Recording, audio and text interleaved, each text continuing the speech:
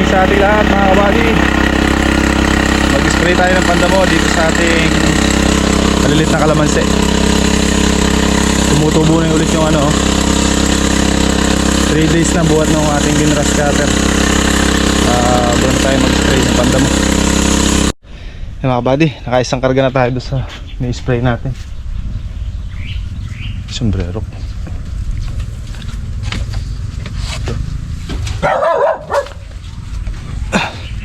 Kabiri yung makina kanina eh. Dala-dala ko na lang itong mga scaffolding natin. 10 pares. 10 pair baril, 20 pirasong ganito.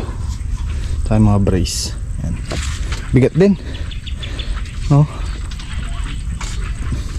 Shockwave kanina doon sa maputik. Sabay ko naman si RJ kanina. Bago tayo magbakal ay mag-spray muna tayo ng pandamo para matuyo tayo at hanggat maaraw-araw. Si RJ mga buddy naglalagay ng Purodan at magpapataba sa upo. Mamaya tutuloy natin pagbakal natin dyan. Tingnan muna natin yung mga tanim natin dito. Ngayon pa lang tayo ulit pupunta rito. Pati yung kalamansi natin sa extension mga buddy ay hindi ko pa iniikutan. Tuluyan na rin natin ngayon para makita natin. Kaya lang yung dala kong gamot ay 1 litro lang yan. Hindi kakasya hanggang dito. Ito mga kabady, ang bilis lumaki. Yung mga hinulip namin niya Harvey. Sariwa na sila. Ayan o, nakaprepare na rin yung gagamitin pataba para sa upo. Uy, malaki na. Bilis din lumaki ng mga baging patabahin na yung upo. Ito pag-uungan.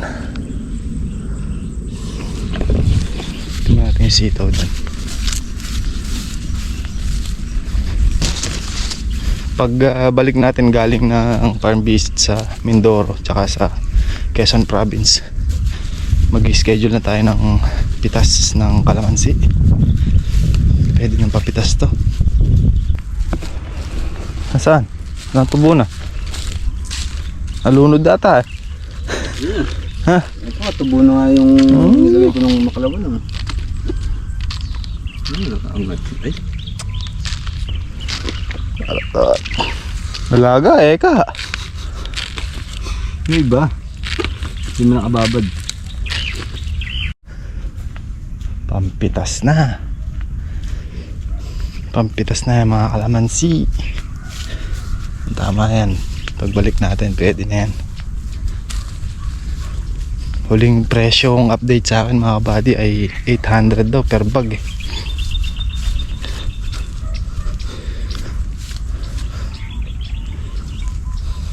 Ewan ko lang kung magkano ngayon.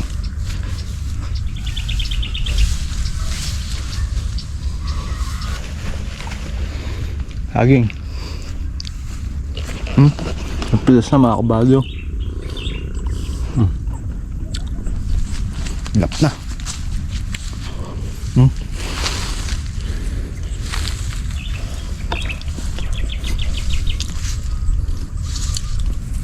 Pwede na to.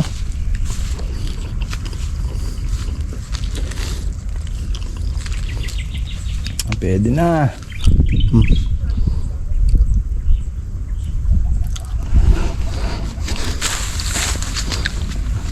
Ilan days na lang mga kabady, pipitas na tayo.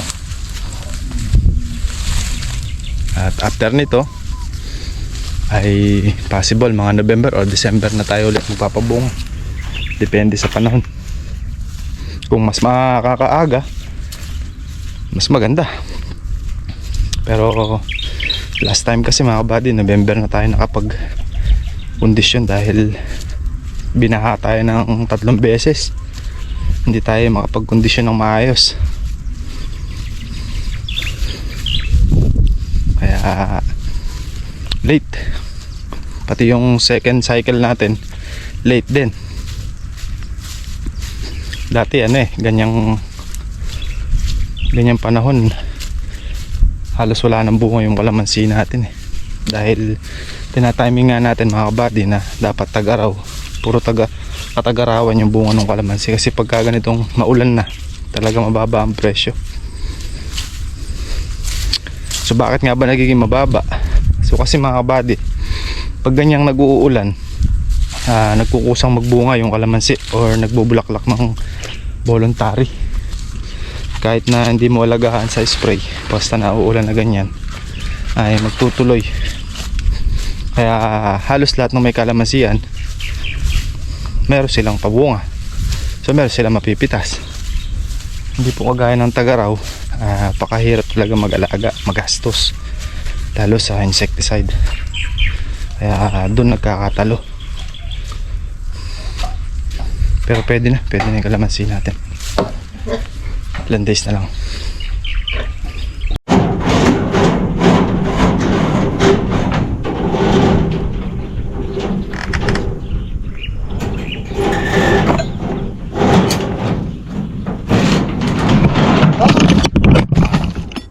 Taglag ni RJ ah.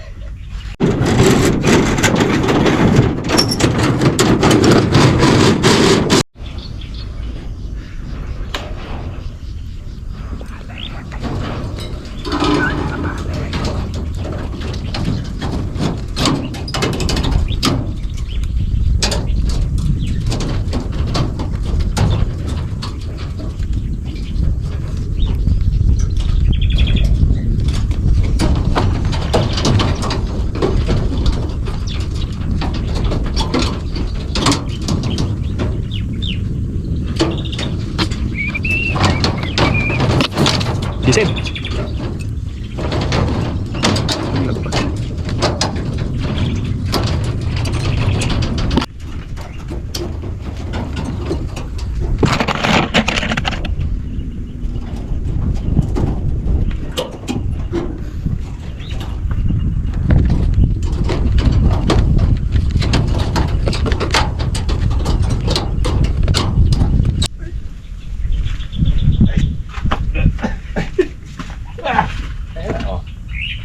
Kumanakla.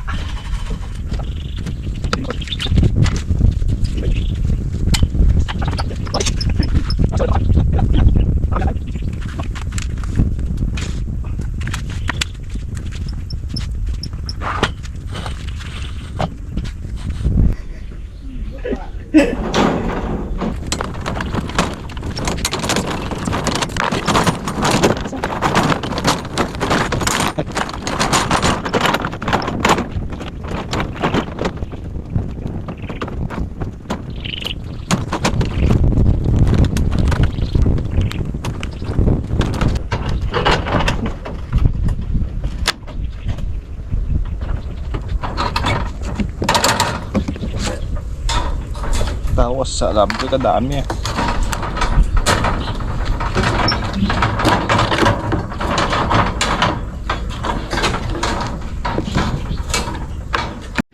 Ano yun?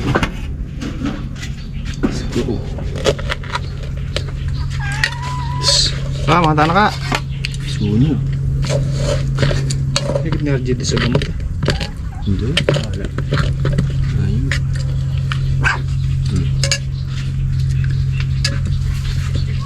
Ayaw mo yata ng tutong ngayon. Hindi pala tutong to eh. Ano pa lang to eh. Ano pa lang.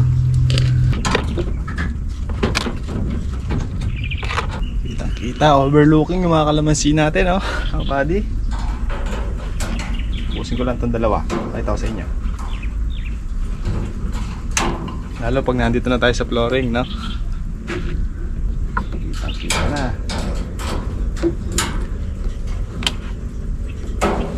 Dito pa lang, kita na natin yung mga parating. Yan mga kabady. Ito pa yung flooring yan, ito. Itong ibabaw ng biga na yan. Abot tanaw. Ayan o. Pati yung daan, ayan mga kabady, yung daan papunta doon. Okay, tapos na natin itali yung apat. Dalawa na lang, gilid. Ayan.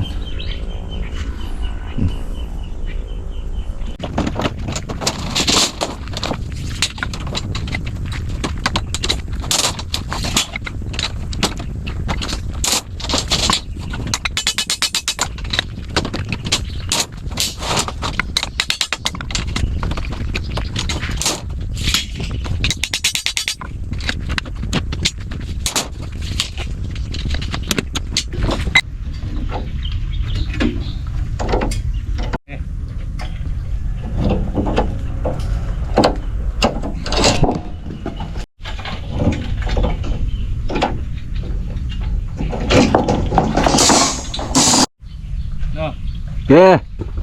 Salita ka. Ay. Last. Okay. Ay. Ako pala. Okay.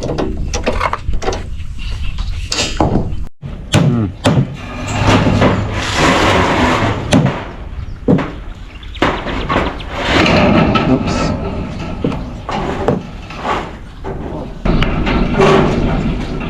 Ito na. Sabit sa yero.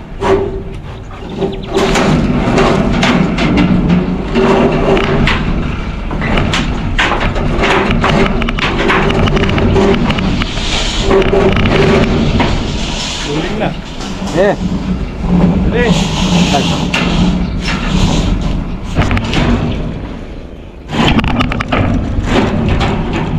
Yeah.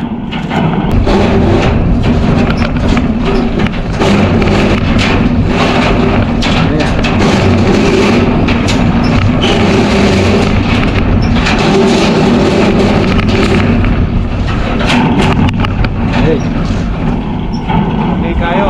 Okay, kaya. Dito kasi mo doon. Diyan yung pamburiki na isa. Oo. Patay mo na naman halubin. Kulang yan. Kulang yan. Lahat yan. Pasok yan. Oh, halubin yan.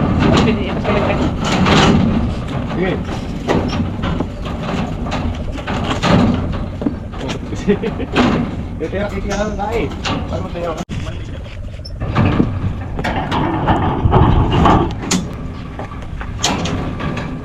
Pariatas mo ito sa dati lagi. Balik ba? Pwede rin yan. Ha? Pwede rin yan. Tapos yung isa sa iba. Kasya ba sa ilalim? Kasi. Sa ilalim. Baboy.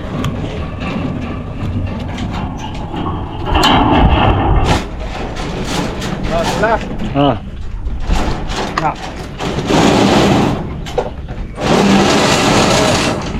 Ito lang. Hey. Ay. Okay. Hey. Oh, yung pasapad. Ay. Hindi na tayo. Ay. Agulin natin. Oh. Oh, taas siya sa taas. Ito nga sa taas to ah. Oh, taas pa konti.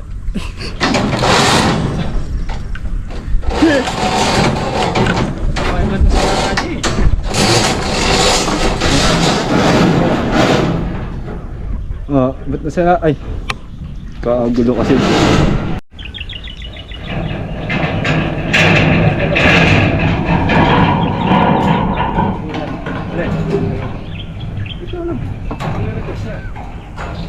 Dalawa.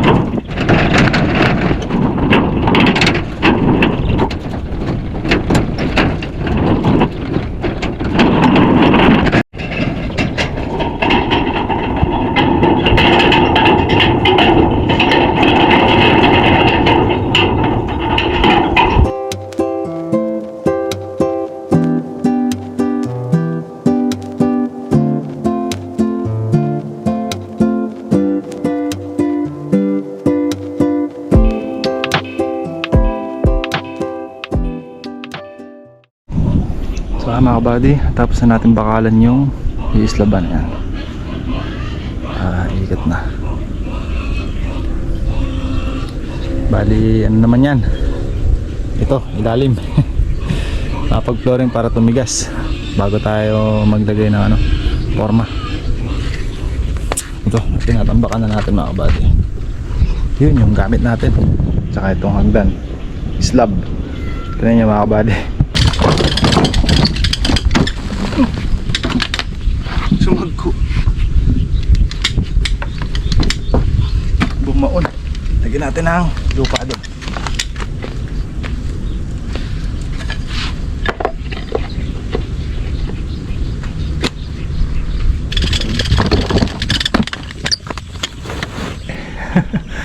Pagka dito sa taas kapresko. Ajay, dito sa taas kapresko. Diyan sa baba kainit. Oh. Kita na ilog Jay oh. You know?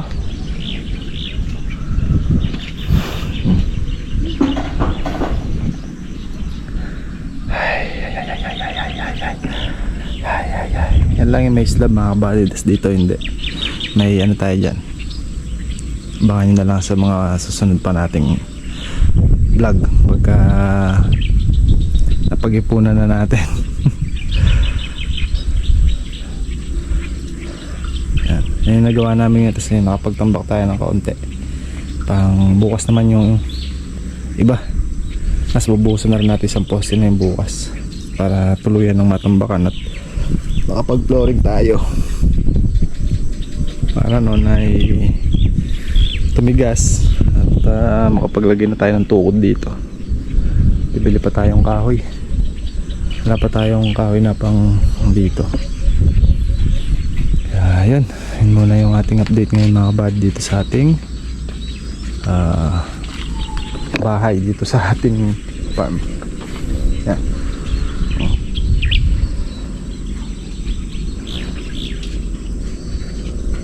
Ganda dito oh.